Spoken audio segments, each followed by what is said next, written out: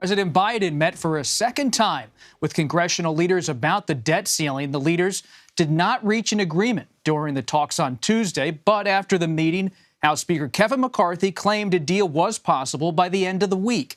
The Speaker and Senate Majority Leader Chuck Schumer said the leaders agreed to change the scope of who is involved in staff-led discussions.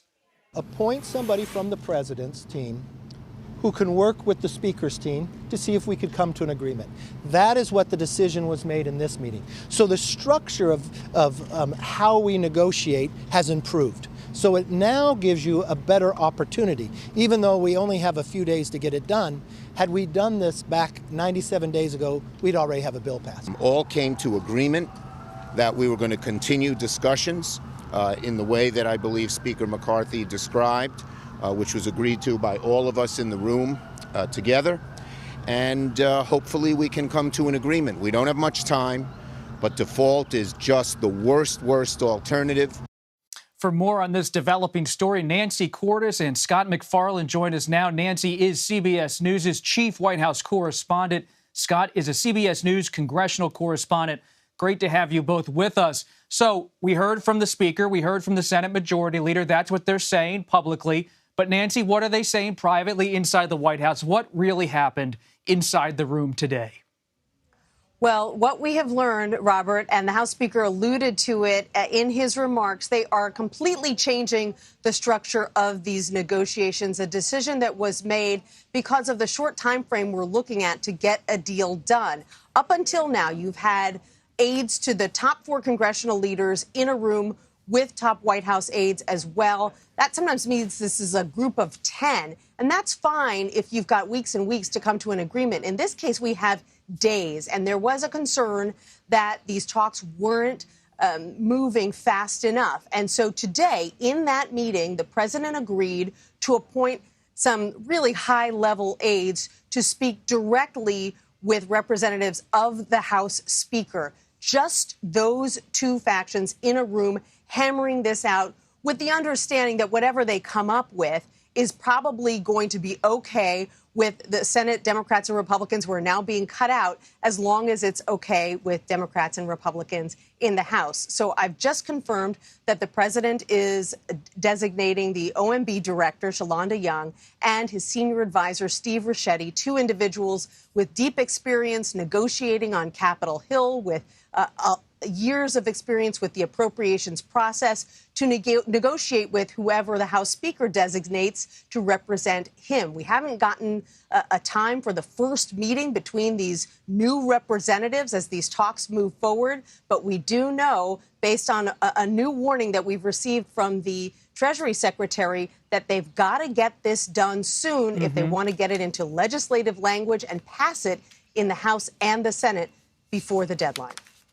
Scott, can you bounce off that a little bit? So you have Young, Ricchetti. I mean, these are top officials inside the Biden administration. I think about Steve Ricchetti. A lot of Republican senators will tell me privately he's their point person inside the White House. So when you're talking to your sources, Scott, inside the House GOP, do they take the president's decision today to put these people forward? Is that a sign of respect? Does that mean that something can actually get done if this group's at a table together?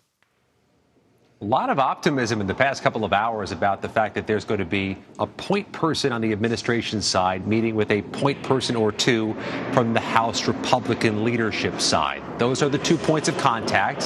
Senate Democratic leader Chuck Schumer a few moments ago told us he's going to take a back seat and let the White House take the lead here. It's always noteworthy when the Senate voluntarily takes a back seat. But I've noticed as this day goes along, working with my contacts and talking to senators, how noticeable it is that there's been a paradigm shift here. They have stood back or stood down from their argument that there should be no negotiations, no discussions involving the debt ceiling. And they have pivoted noticeably today to there should be no red lines in the negotiations or the discussions.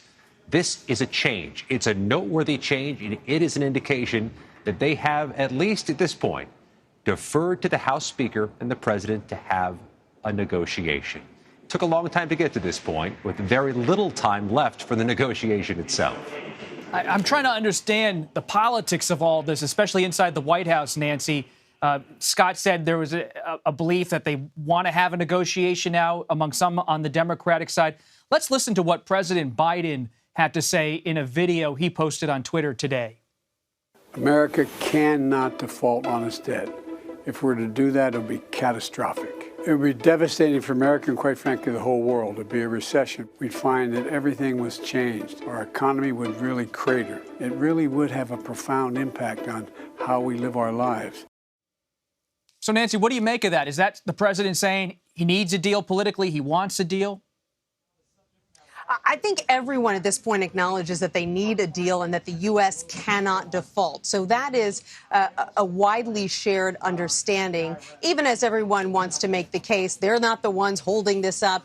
They're being responsible. If something were to happen, they would not be the ones holding the bag. So that's the latest salvo from the president of the United States. But frankly, White House officials that I talked to, they recognize that the case that they had been trying to make for weeks, that they were not going to negotiate over the debt limit and that any talks they had about spending cuts were unrelated. I mean, it's pretty clear that that is not the case, and that they are negotiating because they have to, because the House is now controlled by Republicans. And the real question now is, what kinds of spending caps are we going to be looking at? How long are they going to last? Republicans would like them to last up to a decade.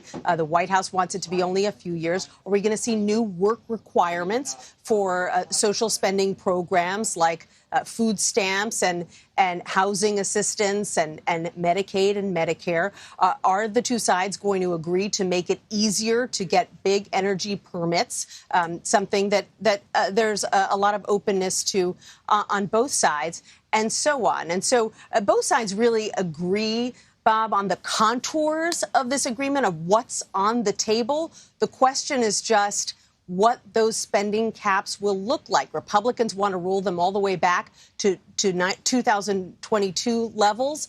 Democrats want to shave much less off the top. So let's see where they end up. But they've got to end up there in a few days because it's a laborious process to pass this through both the House and the Senate at a time, by the way, as I'm sure Scott can speak more about, that both the House and the Senate are supposed to be out on recess for Memorial Day. Well, they got to get this done, it seems. Scott, Nancy just talked about spending caps and also permitting for energy projects.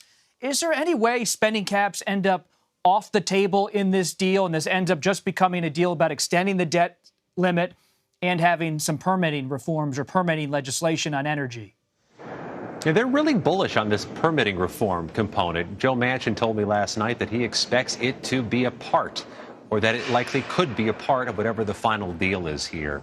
I'll notice two different things at this moment that weren't occurring to me a few weeks ago.